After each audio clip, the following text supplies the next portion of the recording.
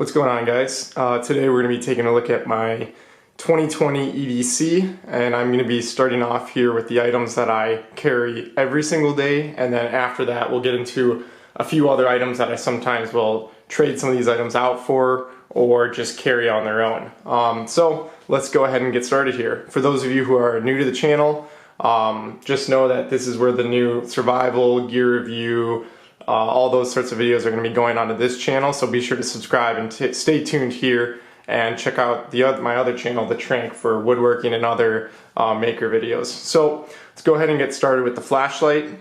This has not changed, and it is the Olight S1R Baton 2, and I really love this thing because it's tiny, which is super nice. It's got a good sturdy belt clip, so it doesn't fall off or anything.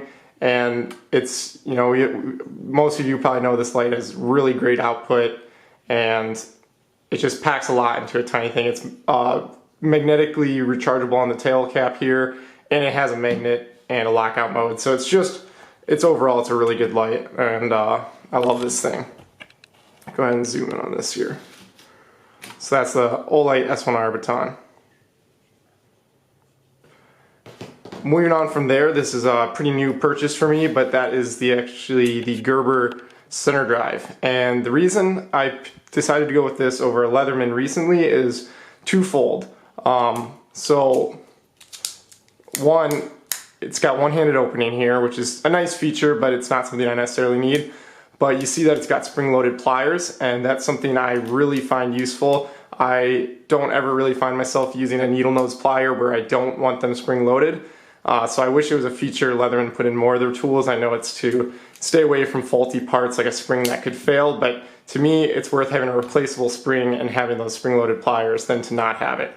The other awesome feature about this, as most of you have probably seen, it's got this awesome bit driver here. And so the cool thing about this is it actually takes standard 1/4-inch bits that you would get from any hardware store, any standard bit. And so that's really cool because that negates the need to carry any sort of special bit kit with you, as with some of the Leathermans. And so to me, those two features alone really sold me on this. It does have a nice flat blade knife here. And while I will say the quality of the build is not quite up to Leatherman's expectations and what a Leatherman's going to have, I just think this has some really cool features, which is why I've been carrying it. And to go with that, I've been carrying it in this really cool sheath. It's you can see it's a nice friction fit sheath there. It has a nice, really strong belt clip. And I recently found this company that makes these sheaths. They also make them for Leatherman tools, so I'll be sure to include a link because they make really great products. Moving on from there, we have my Black Scout concealment wallet. This has not changed. I've been carrying this for a long time. This thing is awesome, guys. He made this along with Centerline Systems, who make great products. And as you know, it's an inside of the waistband wallet. So inside you can keep a couple cards, and then on top of that, I keep some Bogota lockpicks. Right there, we've got a double and a quad Bogota. These are titanium, which is really sweet. They don't bend as much as some other picks might. And the other thing I do just keep in here, and I don't really use it that much, but if I can even get it out here. It's sort of stuck in there. There it is. I do keep just this little hook blade in there, just in case you ever need a sharp little, you know, these can come in useful time to time. So I keep things like my cards and concealed carry license, that sort of thing, inside of this. So that's a really great product. He still sells these on his website. Something recently new to me is this Live the Creed EDC med kit. Now, as you can see, I don't have anything in here currently, but the idea is that this is sort of a small enough profile to carry in a front or a back pocket to carry some of that essential medical supplies on your person. And so I'm going to be filling this out with stuff very soon here. I just haven't gotten around to it quite yet. Not too much here, but on my keys I do have a couple of small things that are useful. I've got the True Utility telescoping pen, which I actually use a lot. I really enjoy having that there. I also have the True Utility peanut lighter, and basically this thing is It's a little hard to do with one hand there. Takes a second to get a spark, but it does have some lighter fluid in there and an O-ring to keep it from leaking, and that's just a cool little way to have fire on your person and a pretty small profile. After that we have my firearm. So now I have been carrying the Springfield XDS here for about a year and a half, 2 years now. I do like this gun, but there are some things that I don't like about it. One of them is the grip. I don't find it very comfortable. It also isn't quite, if you don't have the extended clip in, it's really got a short grip and it's pretty uncomfortable. So I am going to be looking into a new firearm here pretty soon, probably this summer, and I will be carrying probably the Walther PPQ M2 subcompact is a firearm I'm really interested in. And here we've got a Hog holster, made by Hog holsters of course, and I have the True Utility XL belt clip, so this is the one that locks around a belt, and so that keeps it very secure. And this is inside the waistband sheath, really like it. Hog holsters makes great stuff.